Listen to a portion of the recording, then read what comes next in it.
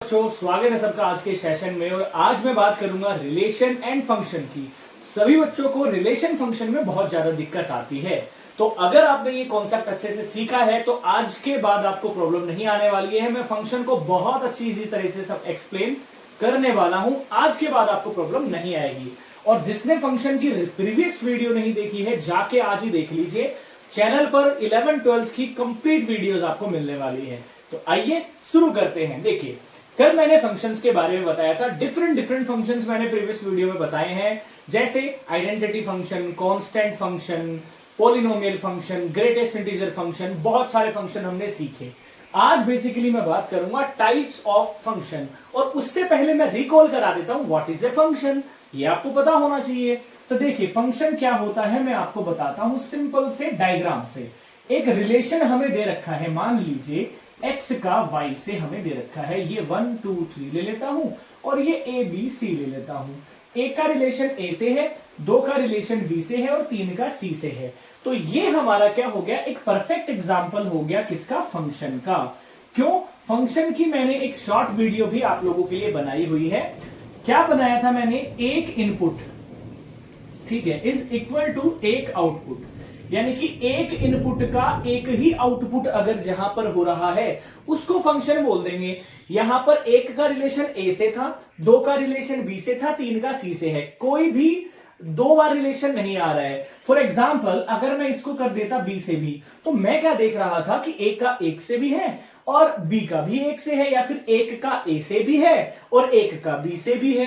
तो ये हमारा फिर एग्जाम्पल नहीं होता फंक्शन का। अब ये तो बेसिक सी बात है कि एक इनपुट का एक ही आउटपुट होना चाहिए। अब इसके टाइप्स की बात करेंगे। जैसे मैंने रिलेशन के टाइप्स बताए थे आपको, अब फंक्शंस के टाइप्स की बात करेंगे अपन।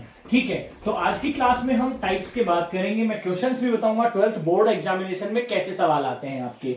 ठीक है, तो टाइप्स की बात करेंगे तो जो पहला टाइप आता है हमारे पास वो आता है वन वन फंक्शन। ठीक है, पहला ही टाइप क्या आता है, वन वन फंक्शन, जिसको हम क्या बोलते हैं, इंजेक्टिव फंक्शन। ठीक है, इंजेक्टिव फंक्शन, इंजेक्टिव फंक्शन। ठीक है, इंजेक्टिव का दूसरा नाम है इसका इंजेक्टिव, वन वन भी बोलते हैं। कई लोग इसको 1 to 1 भी बोल देते हैं। ठीक है, 1 to 1 फंक्शन। ठीक है, ये भी एक ही बात है, 1 to 1 फंक्शन।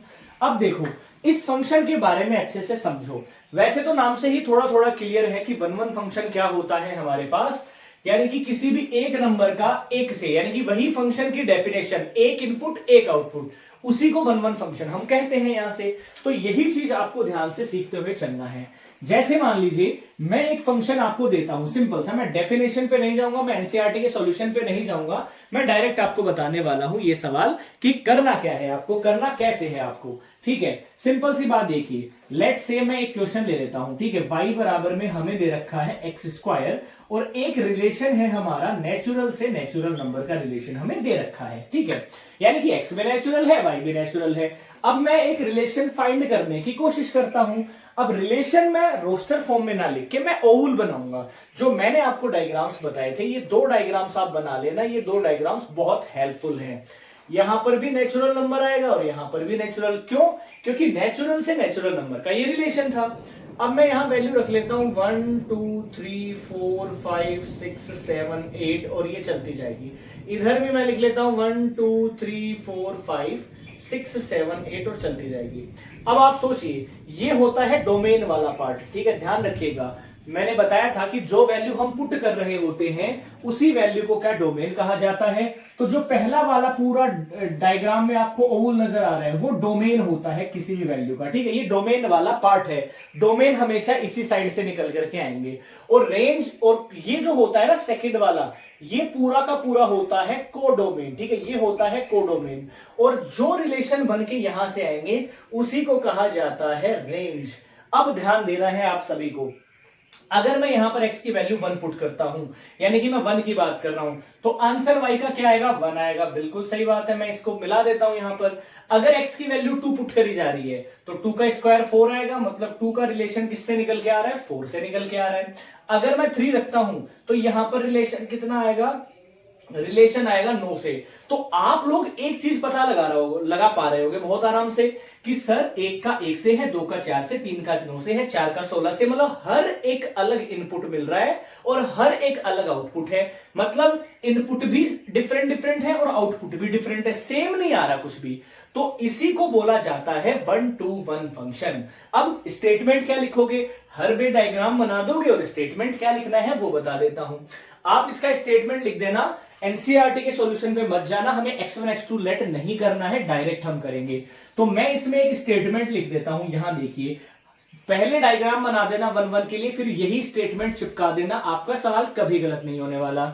ठीक है, फॉर, ये नोट कर लेना, for every unique domain, for every unique domain, ठीक है, फॉर एवरी यूनिक डोमेन, ठीक है, there is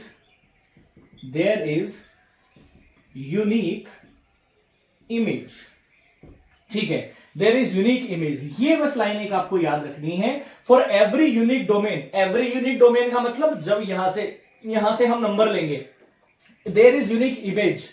इमेज किसको बोल रहा है, ये जिससे रिलेशन बन रहा है, मतलब इस वाले पार्ट में जो आंसर्स आ रहे हैं उन्हीं को इमेज बोला जा रहा है। तो ये हमारा होता है 1 to 1 function. I hope 1 1 function को आप बहुत आराम से कर पाएंगे जब भी आपके सामने 1 1 फंक्शन आता है। समझ में सभी को आया होगा। लाइक शेयर कमेंट जरूर करते रहना, लाइक जरूर करना, चैनल को सब्सक्राइब जरूर कर लीजिए यार, है ना। क्लास 11 12 के सभी स्टूडेंट से शेयर कर दीजिए, क्योंकि फ्री ऑफ कॉस्ट यहाँ पर रेगुलर बेसिस पर क्लासेस होंगी। यहाँ पर आपको सब कुछ मिलेगा, मैथ्स की सारी नॉलेज मैं आपको देने वाला हूं। आई होप इतना आप लोगों ने समझा होगा। नेक्स्ट चलते हैं सेकंड वाले टाइप के, क्योंकि यहीं से क्वेश्चन आता है फंक्शन में, क्लास 12 में टाइप्स पर ही क्वेश्चन आता है। ठीक है, सेकंड हम चलते हैं, ठीक है, सेकंड हम चलते हैं। सेकंड नंबर पे हमारे पास आता है ऑन टू फंक्शन। ठीक है, ऑन टू फंक्शन, ये दूसरा फंक्शन हमारे पास होता है ऑन टू फंक्शन, जिसको बोला जाता है सरजेक्टिव। ठीक है, जिसको बोला जाता है सरजेक्टिव फंक्शन। अब देखिए, अब भैया ऑन टू क्या होता है, ध्यान से समझने की कोशिश करिएगा। पहले मैं एक स्टेटमेंट लिखा देता हूं, आपको यह पता होना चाहिए, कोई भी सवाल जिसके अंदर कोडोमेन और रेंज ये दोनों सेम हो जाएं, ये दोनों इक्वल हो जाएं, उसी को हम क्या बोल देते हैं, ऑन टू फंक्शन बोल देते हैं। सबसे इंपॉर्टेंट चीज है, अब आप ढूंढना भी बहुत आसान है। आपके पास डायग्राम बना हुआ है y = x² फंक्शन का, इसका रेंज क्या है ये देखिए। रेंज इसका हम देखेंगे, सर रेंज तो आ रहा है 1 4 9 16, यानी कि इस सवाल में रेंज वाला पार्ट क्या है, रेंज है 1 4 9 16, ये तो है रेंज। लेकिन इसका कोडोमेन क्या है, CD क्या है, पूरा नेचुरल नंबर, क्योंकि ये जो पूरा पार्ट होता है वो नेचुरल नंबर, वही कोडोमेन होता है। अब आप देखोगे सर नेचुरल नंबर में तो 2 भी आता है, 3 भी आता है, 6 भी आता है, 7 भी आता है, लेकिन इसमें तो 2 और 3 है ही नहीं। तो मैं क्या बोलूंगा, ये जो पर्टिकुलर सवाल है इसके अंदर ये दोनों बराबर नहीं है, इसका मतलब ये हमारा ऑन टू फंक्शन नहीं है। अब आपको देख के लग रहा होगा कि सर बहुत इजी है, हम तो डायग्राम देखते ही बता देंगे आंसर, बट कई सवाल ऐसे आएंगे जिनमें आपको पता नहीं चलेगा कि एक्चुअल में कोडोमेन और रेंज बराबर है या नहीं है, कंफ्यूज हो जाओगे। ये कहां काम करेगा, ये कहां काम करेगा, ये वाला ये काम करेगा कुछ इस टाइप के फंक्शंस के लिए, जब y = x² आ जाए या x की पावर n, इस टाइप के फंक्शन पर ही काम करेगा सबसे ज्यादा। उसके अलावा आप इस मेथड को यूज नहीं करेंगे। मैं एक बहुत शानदार दूसरा मेथड बता रहा हूं आपको दूसरे सवालों के लिए, पहले इसको नोट कर लीजिए, पहले इसको आप लोग नोट कर लीजिए। जब भी x की पावर n, ये नोट करके लिख लीजिए, जब भी x की पावर n का कोई फंक्शन आएगा, n की जगह कोई भी नेचुरल नंबर हो सकता है, हमेशा आप ये डायग्राम बनाकर चेक कर लेंगे कि ऑन टू है या नहीं है। बिल्कुल सिंपल, पता चल ही जाएगा। जैसे ये देखो 2 और 3 यहां पर खाली रह गए, यही पता चल गया कि रेंज और कोडोमेन बराबर नहीं है। अब आगे चलते हैं सेकंड मेथड, जो बेस्ट मेथड होता है इस सवाल के लिए। देखिए बहुत इजी मेथड होता है, मैं स्टेप्स लिखवाऊंगा आपको। ठीक है, जैसे मान लीजिए एक रिलेशन हमें दे रखा है, कहां से कहां का दे रखा है, नेचुरल से नेचुरल नंबर का एक रिलेशन हमें दे रखा है। ठीक है, n to n है हमारे पास, और फंक्शन हमारे पास में क्या है, मान लीजिए x+ में 2 और डिवाइडेड बाय में x- में 2, ये फंक्शन हमारे पास में है। हमें क्या बताना है, इस फंक्शन क्या ये ऑन टू है या नहीं है, ये चेक करेंगे। तो आप स्टेप्स को बहुत अच्छे से फॉलो करना, ठीक है। और ये y बराबर नहीं दिया होगा, ये आपको fx बराबर में फंक्शन आएगा। तो सबसे पहला स्टेप आपको करना क्या है, ये ध्यान रख लीजिएगा।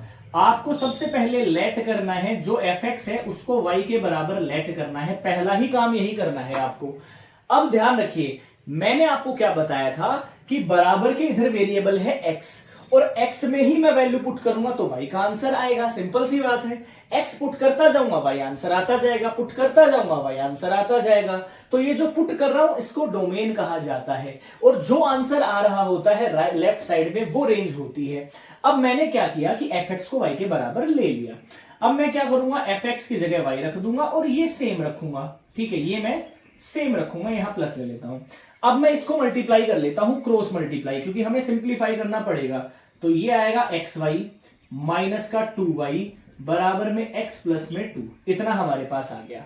अब मेरे को करना क्या है, x वाले सारे टर्म्स एक साइड में लेके आने हैं, बाकी सब दूसरी साइड में। तो x वाला ये टर्म इधर ले आऊंगा और ये जो 2y है ये उधर लेके जाऊंगा। तो मेरे पास आएगा xy माइनस में x बराबर में 2y प्लस में 2, इतना मेरे पास आ गया।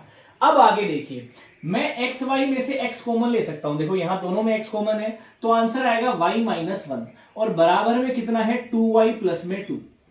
यहां से x की वैल्यू क्या आ गई, यहां से x की वैल्यू आ गई 2y प्लस में 2 और y माइनस 1। अब ये फंक्शन बन गया नया, ये y के टर्म्स में हमारा फंक्शन बन रहा है। ठीक है, y के टर्म्स में।